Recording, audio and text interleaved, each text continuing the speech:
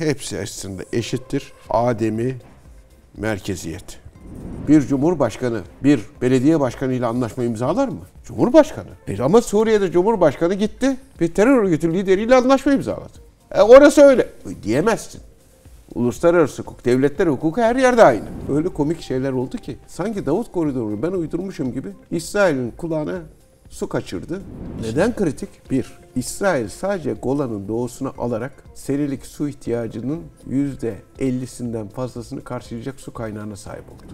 O nedenle Türkiye, Laskiye'den başlayarak bir Türkmeneli, Kamışlı'ya kadar en az 30 kilometre. GZT Haber Merkezi'nden herkese merhabalar. Amiral Cihat Yaycı ile yeniden haritanın başında birlikteyiz. Amirim hoş geldiniz. Hoş bulduk. Her yayın aslında bir Suriye haritası da mutlaka açıyoruz, masaya yatırıyoruz. Bakıyoruz ki ama her konuştuğumuz konu bir öncekinin biraz daha teyitler nitelikte. Bugün de yeni konular aslında konuşacağız. Suriye'de şimdi haritaya da baktığımızda neler yaşanıyor, nelerde hareketlilik var, terör örgütlerinin planları neler, belki birazdan taleplerinden de bahsederiz ama bugünden baktığımızda haritayı nasıl görüyorsunuz?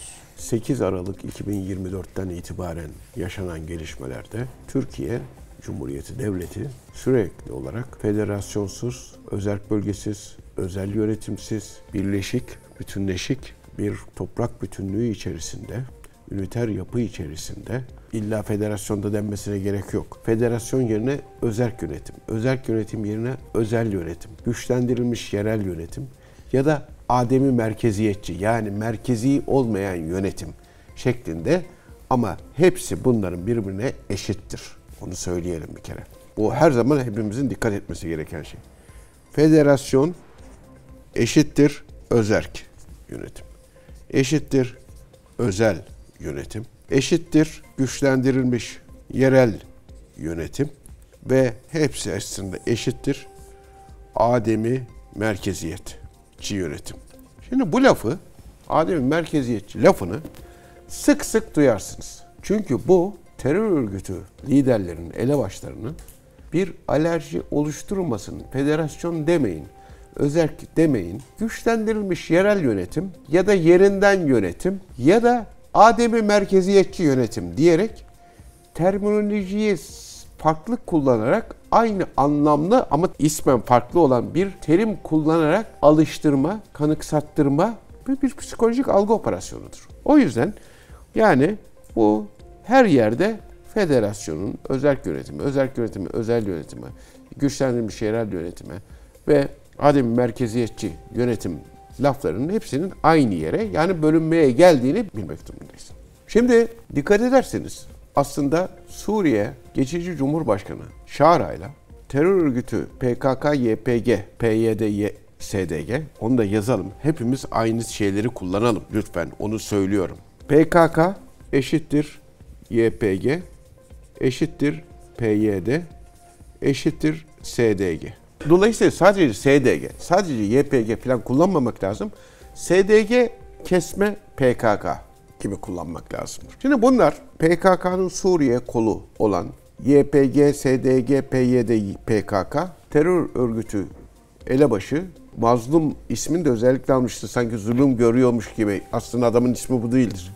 Mazlum Abdi zulmedendir aslında. Buradan da söyleyelim. Mazlum Abdi demeyelim, Zalim Abdi diyelim. Zalim Abdi Şara ile oturdu bir anlaşma imzaladı. Neydi o anlaşmanın? Anlaşma aslında şu.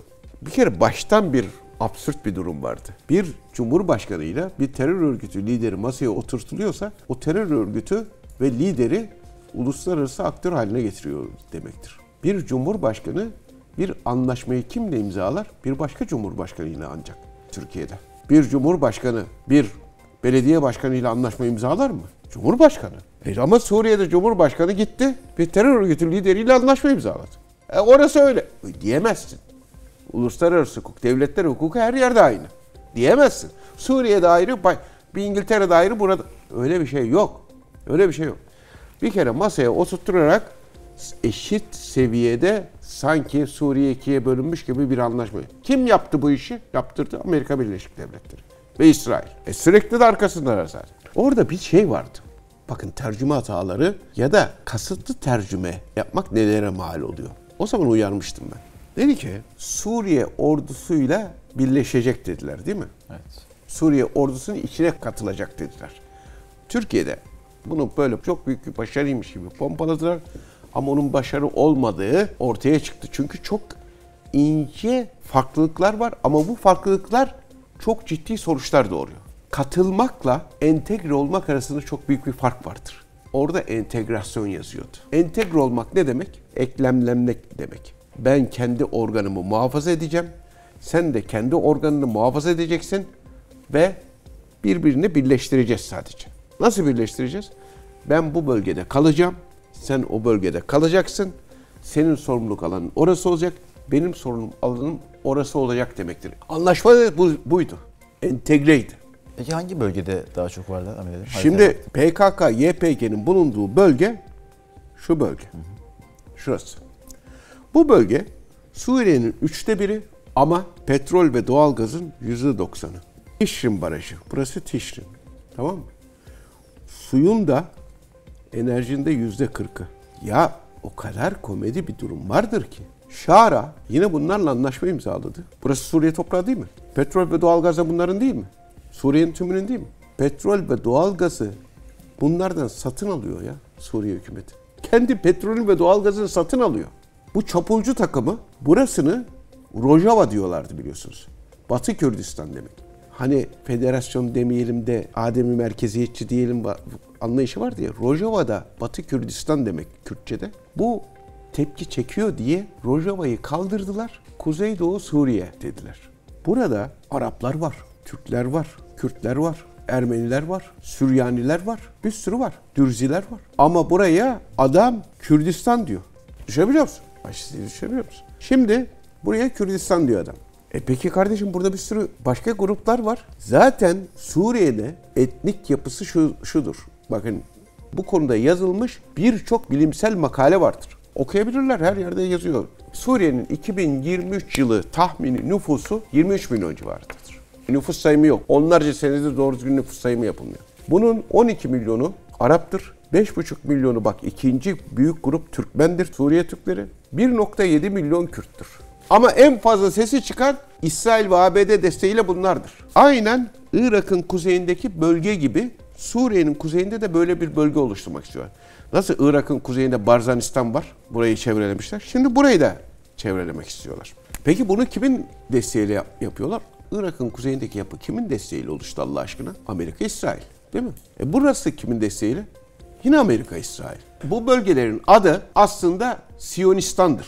Ya bu bölge, şurası Siyonistan'dır. Şimdi diyorlar ki biz anayasayı tanımıyoruz. Başladılar. Hani anlaşma imzalayın. Çünkü öyle ısındıra ısındıra. Kurbağa gibi attılar soğuk suya. Suyu kaynatırken şimdi Suriye piştiğinin farkına bile yeni varıyor ama ne kadar bilmem. Türkiye'de ne kadar farkına varıyor onu da bilmem. Ama biz başından beri aynı noktadayız. Adamlar ne diyor? Biz entegrasyon mu istiyorsun diyor. Bir yapı mı istiyorsun? Aynen bakın talepleri bu. Bu resmen resmi yurt dışı kaynaklardan aldık biz bunu. Bak. Tekrar bunu da masaya koyduk. PKK'nın Suriye tarafından resmi talepleri. Resmi talepleri. Suriye Savunma Bakanlığı altında bağımsız bir askeri blok olarak entegre oluruz biz. Yani bir başka devlet gibi. Konfederasyon gibi. Tam da terörist başının söylediği yapı. Silahlı yapı dağılmasın.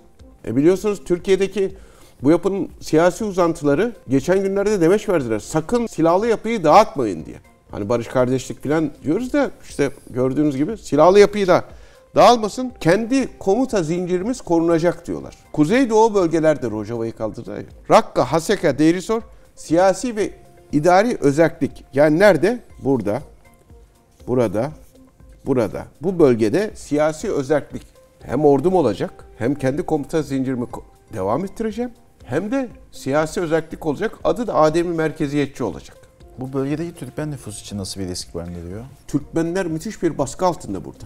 Bakın Türkiye'ye Suriyeli sığınmacı akını oldu değil mi? Bunun en büyük sebebi nedir biliyor musunuz? Bu bölgeyi çok iyi çalışan birisi olarak söylüyorum. Her yerde de bu böyledir. Bu Türkiye'de bu gerçeği herkes bilmelidir. PKK, YPG'nin bu bölgeleri ele geçirerek burada yaşayan Arap ve Türkmenler Türkiye'ye kaçmak zorunda kalmışlardır.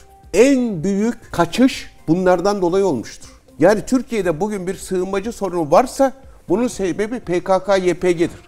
Terör örgütünün siyasi uzantıları Suriyeli sığınmacıları Doğu ve Güneydoğu Anadolu'ya girmesin diye demeçler verdiler. Hatta geçen gün hem 2024'te hem 2018'de Ahlat'taki Ahıska Türklerinin 72 tane aile Ahlat'tan ayrılsın diye soru önergesi verdiler bunlar. Buradan bu tarafı sürdüler.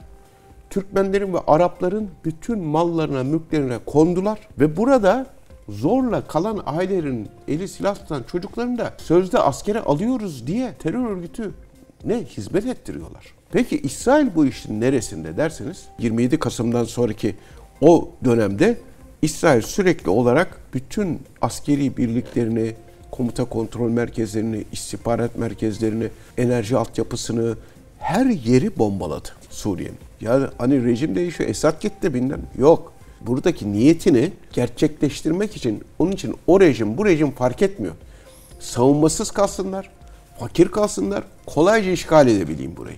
Nasıl bir yol haritası var İsrail'in? Şimdi İsrail buraları, bütün askeri altyapısını, denizi, Laskiye'de buralar, her tarafı bombaladı. Şam'ı bombaladı, buraları bombaladı, buraları Halep'i bile bombaladı. Halep neresi? Ama ne Rakka'yı, ne Deir Zor'u, ne Haseke'yi, ne Kamışlı'yı hiçbir yerde bombalamadı. Onlara hiç dokunmadı. Amacı İsrail'in Büyük İsrail projesidir. Petrol ve doğalgaz bölgelerine ulaşmak, onların güzergahını ele geçirmek, aynı zamanda tarım alanlarını, suyu ele geçirmek ve bölgede İsrail Barış Kuşağı adı altında Pax Israeleka dedikleri, onu da yazalım, Pax Israeleka. Hangi ülkeleri kapsıyor bu isim? Neler? Lübnan, Suriye, Irak, İran, Ermenistan, Güney Kıbrıs Rum Yönetimi, Yunanistan, Suudi Arabistan, Ürdün, Birleşik Arap Emirlikleri, Umman, Katar, İbrahim Anlaşmalar vasıtasıyla bu bölgeyi, Mısır bunları kapsıyor.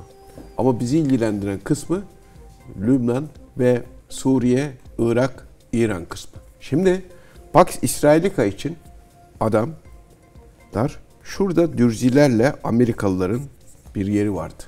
Kontrol ettiği Dürzi milislerle. ABD'nin şu ortada. İsrail buradan girerek şu Süveyda'da Dürzileri bahane ederek sanki Dürziler umrunda İsrail'in de dini özgürlükler umrunda çoluk çocuk demeden, kilise cami demeden Gazze'de taş üstünde taş bırakmadılar. Burada işe gelince böyle. Buradan bir koridorla, buna Davut Koridoru deniliyor. Bu PKK-YPG'nin kontrol ettiği Siyonistan'a ulaşmak. PKK-YPG de buradan aşağıya doğru iniyor. Tamam mı? Buna Davut Koridoru deniliyor. Ben amaçlarının bu olduğunu 7 Ekim 2023'te Gazze olayları başladığında söylemiştim. Bu bütün amaç Büyük İsrail projesidir. Başınızı Gazze'den kaldırın demiştim. Gazze'den sonra Lübnan'a, Suriye'ye saldıracak bunlar demiştim. Ben bunu bir falcı olarak söylemedim. Yazmışlardı çünkü bunu.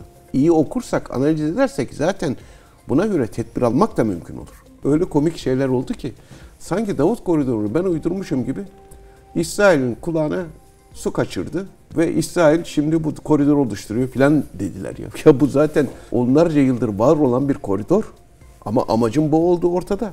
Şimdi burada çok enteresan bir durum var. Ne oluyor dersin? Burada gittikçe Türkmenler unutuluyor. Türkmenlerin ismi yok. Bunlar kendilerine çok az bir nüfusla Amerika ve İsrail'in desteğiyle burada resmen bir teröristan, Siyonistan kuruyorlar. Suriye merkezi yönetimi ne yaptığı belli değil. Kah o tarafta, kah bu tarafta. Ama Türkiye'nin çok önemli bir güvenlik sorunuyla karşı karşıya olduğunu ifade etmek lazımdır. Onu açarsak Türkiye için nasıl bir risk? Türkiye'den de son dönemlerde açıklamalar gelmeye başladı aslında askeri anlamda da. PKK kendini feshetti ya kağıt üzerinde. Türkiye SDG PKK'ya oraya harekat yapacağını söylediği an Amerika Birleşik Devletleri geçen gün açıklama yaptı. PKK yok ki artık dedi. Terör örgütü yok orada dedi. PKK kendini feshetti dedi. Ya hepimiz biliyoruz ki bu PKK. Ama bak gördün mü kağıt üstünde feshetmek bunları kağıt üstünde terörden arındırıyor. Bambaşka bir kimliğe sokuyor. O kadar durum tehlikeli. İsrail bu Suriye'deki 27 Kasım 2024'te başlayan olaylardan sonra İsrail topraklarını ne kadar bitti biliyor musun? Tarihte. Ne kadar? %30. Nereden aldı toprakları? Suriye'den. 7500 kilometre kare toprak kazandı İsrail. İsrail'in zaten yüz ölçümü 22.000 kilometre kare. 7500 kilometre kare toprak aldı. Süveyda'yı aldı. Golan'ı aldı. Ki kritik bölgeler aslında o bölge için. Neden kritik? Bir, İsrail sadece Golan'ın doğusunu alarak serilik su ihtiyacının %50'sinden fazlasını karşılayacak su kaynağına sahip oldu. Burada El-Vahda Barajı var. Şurada. El-Vahda Barajı. Bu El-Vahda Barajı Suriye'nin de %30 suyunu karşılıyor. Peki Süveyda'da ne var? Tarım alanları var, barajlar var. Bak %30 bu, %20 civarında suyu Süveyda bölümü karşılıyor. %35 civarında da Tişin Barajı karşılıyor. Etti mi sana %85? Kalıyor buraya %15'lik su. Onun için burada ne elektrik var ne de su var. Tamam mı? Şimdi bizim Türkiye'nin işte powership'leri var. İşte onlar elektrik getirmeye çalışıyorlar. Bilmem bizim diğer enerji şirketleri var. Onlar işte bunlar powership'ler denizden elektrik vermeye hazırlandılar. Diğer enerji şirketleri gelip karadan elektrik vermeye hazırlandılar falan. Ama durum böyle. İsrail 1/3 toprak büyüttü. Su kaynaklarının %85'i İsrail PKK elinde. Petrol ve doğalgazın %90'ı PKK elinde. Geriye kaldı çöl. Laskiye'yi de karıştırıyorlar şimdi. Yok Aleviydi, yok Nusayriydi, yok bilmem neydi diye. Buradan da şunu söyleyelim. Önümüzdeki hafta Almanya'da Kürt Yahudi Kongresi yapılıyor bu İsraillerle birlikte. Türkiye'de Kürtlere ve Yahudilere düşmanlık yapılıyormuş. Bak ya, işbirliğini görüyor musunuz? O nedenle çok dikkatli olunmalı. Suriye'de üniter yapı son derece önemlidir. Ama Türkiye için en büyük tehlike yanı başımızda bir teröristan kurulmasıdır. O nedenle Türkiye Laskiye'den başlayarak bir Türkmeneli Kamışlı'ya kadar en az 30 kilometre derinliğinde bir Türk eli. Nasıl sağlanabilir bu hamlelerin sonra? Burada Türk eli koridoru olması. Suriye Milli Ordusu var. Özgür Suriye Ordusu değişti ya ismini Suriye Milli Ordusu. Bizim Suriye Milli Ordusu dediğimiz aslında Özgür Suriye Ordusu Türkmenlerin ağırlıklı olduğu ordu. Terörist gücünü dağıtmadan kesinlikle Suriye Milli Ordusu yani Özgür Suriye Ordusu'nun dağılmaması lazımdır. Komuta yapısının asla değişmemesi lazımdır. Bu bölgeden de çekilmemesi lazımdır. Bu bölgede kontrolü onların alması lazımdır. Zaten bu bölgenin önemli kısmında bu kuzeyde onlar vardır. Şu bölgeyi şuraya kadar, Irak sınırına kadar mutlaka Türk ordusu Suriye Milli Ordusu'yla, Özgür Suriye Ordusu'yla ve Laskiye'ye kadar olan kısmı kesinlikle kontrol altına almalıdır. Ve şunu söylemelidir Türkiye. Suriye merkezi hükümeti kontrol altına alabileceğine kani olduğumuz ve Türkiye'nin güvenliğini sağlayabileceğinden kani olduğumuz zamana kadar kontrolü biz elimizde tutacağız. Biz toprak işgal etmek istemiyoruz.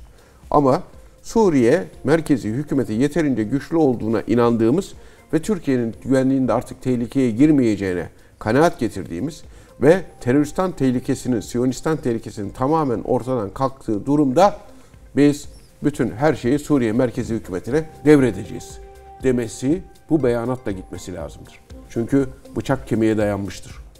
Türkiye'nin içerisindeki bu bozguncuları da dikkat etmek lazımdır. Teşekkürler. Ben teşekkür ederim.